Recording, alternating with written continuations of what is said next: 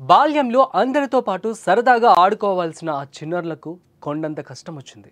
బడికెళ్ళి చదువుకోవాల్సిన వారికి బతుకు భారంలా మారింది. అప్పుడు తండ్రి, ఇప్పుడు అమ్మ ఇద్దరూ చనిపోవడంతో పాపం ఆ చిన్నారులు అనాథలుగా మిగిలిపోయారు. ఇప్పుడు మాకు దిక్కెవరు దేవుడా అంటూ కన్నీరు పెడుతున్నారు.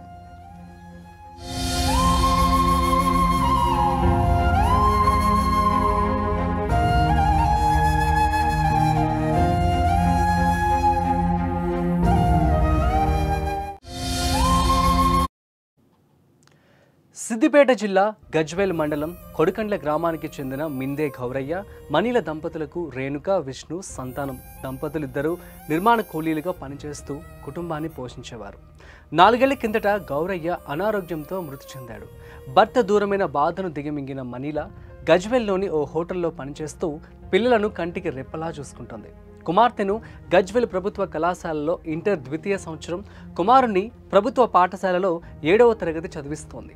పిల్లలకు అన్నీ తానే చూసుకుంటున్న ఆమె పట్ల కూడా విధి చిన్న చూపు చూసింది.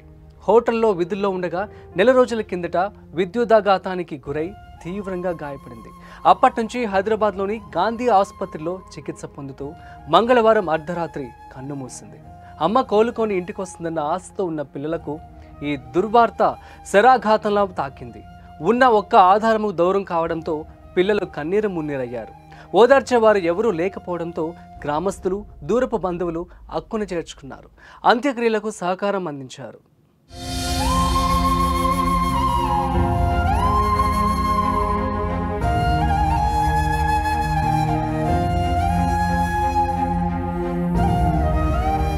ఇప్పుడు వీళ్ళిద్దరికీ ఎవరు లేరు. ఇటు తండ్రి దిక్కు కానీ అటు అమ్మమ్మ సైడ్ కానీ ఎవరు లేకుండా ఇద్దరు అనాథగా అయిపోయారు.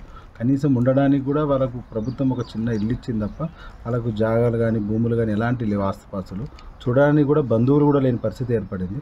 కాబట్టి ప్రభుత్వం కానీ మానవత్వం దృక్పథం ఎవరైనా సరే వాళ్ళను ఆదుకోవాలని మేము గ్రామస్తులం అందరం కలిసి కూడా నిన్న అంత్యక్రియల్లో కానీ ఈ దశదిన కర్మకు సంబంధించినవి కూడా గ్రామస్తులు వాళ్ళు వీళ్ళు కొంత తోడ్పాటుతో చేయడం జరుగుతుంది.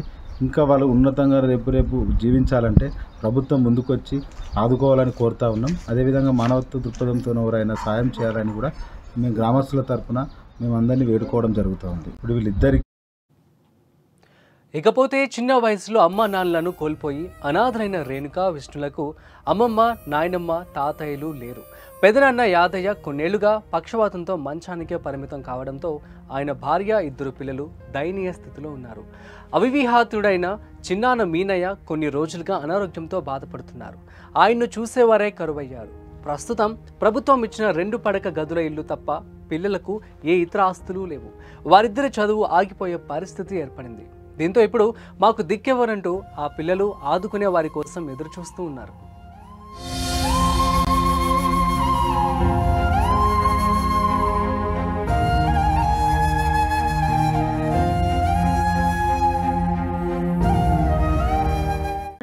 పేగులన్నీ ఇంటికి పోయినాయి అన్నారు. అందుకని ఇక మా డాడీకి మంచిగా లేక చనిపోయిండు అని మేస్త్రి పని చేసుకుంటూ మళ్ళీ జాదేటోడు. ఇక మా డాడీ చనిపోయాక మా అమ్మ 2 years బ్యాక్ కరెంట్ షాక్ వచ్చింది.